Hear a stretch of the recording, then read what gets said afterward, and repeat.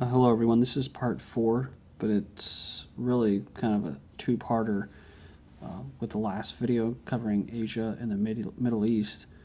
If I could, I wish I could make these into like a 30-minute video and put it all into one, or like a 20-minute video, but YouTube, they don't allow my account to do more than 15 minutes, so I don't even think my screencast account allows me to do that, so... But it would be nice to get it all in one. U.S. has voiced concerns at Russia missile plans. This says here that Russia is going to put these nuclear-capable missiles close to the borders of neighboring states. It says, we've urged Russia to take no steps to destabilize the region. So remember that word, destabilization. Poland and 3 Baltic states on Monday also expressed alarm that the missiles would be close to their borders. We certainly know the countries in the neighborhood have expressed concerns over it, and we'll keep talking to them about it. The Russian deployment comes in response to the planned U.S.-led deployment of a disputed air defense shield, which Washington has long argued is not aimed at Moscow. The advanced version of the Russian missile has a range of about 310 miles. It could potentially be used to take out ground-based radar and interceptors of the new NATO shield. North Korea troops pledged loyalty en masse. And it says here they're on alert. They pledged their loyalty to their leader Kim Jong-un on Monday, as Seoul put its forces on alert for reckless provocations after its communist rivals stage a political purge. It says on Thursday he sacked his uncle, prompting both South Korea and Washington to warn that vigilance is needed against any surprises by the nuclear-armed regime. Maybe they can just send Mr. Agent Man, Dennis Rodman, over there to calm things down. Yeah, I'm not really sure, as far as them being completely sovereign either. I think when they're told to jump and make a big scene or something like that, like going out here and doing these rallies, they do it. But maybe this uncle was kind of loyal to the West in that way, and maybe that's what getting rid of him was. You have this saying, purge is a sign North Korea may be heading for a cultural revolution. Japan's defense chief likens Kim Jong-un's uncle and his fall to political turbulence in China's reform movement. He says North Korea might become a more radical place in the future. He accused the uncle, says here, of being corrupt, drug-taking womanizer bent on building his own faction in the ruling party. And this Japanese guy says he pointed to North Korea as a destabilizing factor in the region with its nuclear and ballistic missile programs, adding to the need for Japan to be better able to protect itself, or U.S. interests. Then you have same pamphlets in Ukraine handed out during protests and pamphlets that were handed out in Egypt. The title says necessary clothes and equipment or instruments. This is the Egyptian one, and this, I guess, is the Ukrainian one. But it's not surprising. We've covered this before. Protesters paid to demonstrate in Egypt. The recent protests they were actually holding, basically freezing while taking a picture, of holding signs as if they were angry or stuff, and they would just go back to laughing and stuff. And people were acting like they were jumping off the bridge when everybody else, the majority of them, were just walking peacefully. So some definite psyops going on out there. And really anywhere where people are trying to get their freedom back, you will see these psychological operations take place. And like with Ukraine, you'll just see that being pulled different directions by the Eastern Trading Bloc and Western Trading Bloc.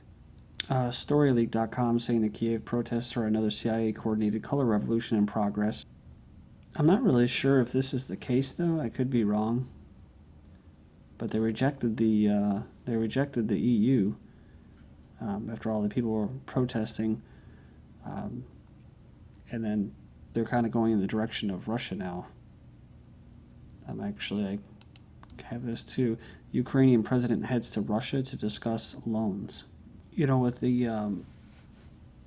whole Egyptian thing going on, they lost Mubarak, which was technically a Western puppet, and then you had the Muslim Brotherhood, which some people consider to be another Western proxy puppet force. But now you don't really have much of anything. You just have the military regime there. And it seems as if they're being cut off, or the U.S. is somewhat cutting off relations with Egypt. And you have Egypt, banning protests and stuff, not allowing it because of stuff like that. You know, rent of protesters, right? There's actually companies, businesses that create protesters. I mean, but the whole pro-EU protest, that to me, that didn't smell right either. John McCain tells Ukraine protesters, "We are here to support your cause." So kind of like Brzezinski telling jihadists and that they're there to support their cause. South Sudan's government was nearly overthrown last night from the 16th. And it says here that overnight a coup has been averted, blaming former vice president for leading the attempt. And this, I only include this article because it makes sense. We're going to take out 7 countries in 5 years: Iraq, Syria, Lebanon, Libya, Somalia, Sudan, and Iran.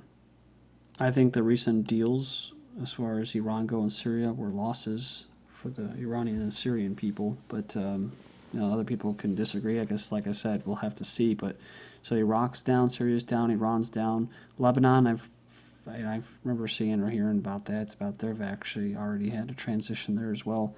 Libya, pretty obvious. Somalia, failed state like Libya. That's probably how they want it. So maybe what's going on in Africa right now with the Central African Republic and Mali prior to that will lead to, and they're using the Somalia as a reason to go and carry out the Sudan operations. Russia's largest bank proposes a Bitcoin alternative. They said the future belongs to virtual currencies. JP Morgan's Webcash developments in the virtual currency arena. The CEO of Russia's largest bank appears to be looking for alternatives. He says that these virtual currencies can't be stopped. This is a different one. It says here, it calls for greater regulation of virtual currencies. They may form their own virtual currency on the basis of Yandex money. I saw another article today, too, about JP Morgan trying to create an alternative to Bitcoin. They got denied the patent or something like that 170 times. It says, when a Japanese coder creates a cryptocurrency that gains acceptance among thousands of vendors, it's dismissed by the powers that be and called a Ponzi scheme by the mainstream media. One wonders what happens when the largest banks of the U.S. and Russia sanction the idea of a centralized, unregulated money transfer system. You have Norway saying Bitcoins are a speculative investment and not currency. It says the move allows Nordic state to pump up taxes on popular cryptocurrency. They acknowledge the popular form of digital payments has value. They disagree that it should be entitled to the protections that money has with regards to gains and value. And the last couple articles I have for you for this video. Bitcoin will no longer be the anonymous tool of anarchists.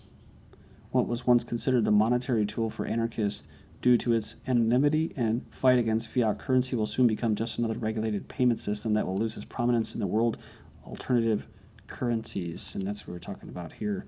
This is the tax man. So I think what he was saying was that they were having a hard time at trying to tax it. So go through the gist here in these 2 paragraphs, and I'll move on to the last article. Earlier this month, the government of China instituted a ban on financial institutions from taking part in transactions that included Bitcoin. This led to numerous vendors from rescinding their Bitcoin method of payment. It also led to BTC China, the world's largest Bitcoin exchange, to prompt new and old users to provide identification. They require users to submit identification or a passport number. Existing users will need to provide this information upon login. They say or hypothesize that this could prompt governments from instituting similar prohibitions and cause other exchanges to establish such policies. Russia's Gazprom takes over gas monopoly of Kyrgyzstan for $1. So the former Soviet Republic has approved a deal to sell the country's debt-ridden natural gas monopoly to Russia's state energy company Gazprom for $1. It was backed by 78 deputies and a 120-seat parliament. It hands Moscow control over strategic assets in the Central Asian state in exchange for a guaranteed supply of fuel.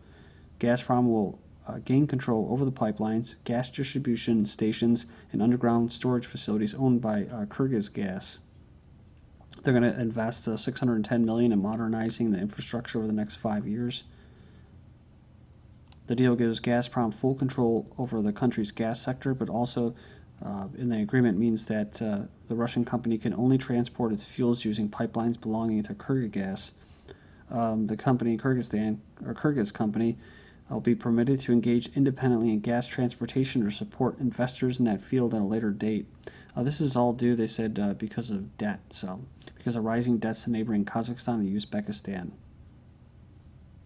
They will have the right to buy back the Kyrgyzgas assets in 25 years. Recently, Russia agreed a 15-year extension to the lease on the military base as part of a package of measures that included writing off $500 million of Kyrgyz debt. Yeah, this is also something, a U.S. military base. The important nation, which borders China, hosts both a Russian and U.S. military base. And last month, the parliament told the U.S. military to vacate its airbase by next July. So that's all I have for you guys. Thank you for joining me. This is GGN for Monday, December 16th, 2013. My website is ggnonline.net. And on YouTube, DDarko2012, DDarko2013.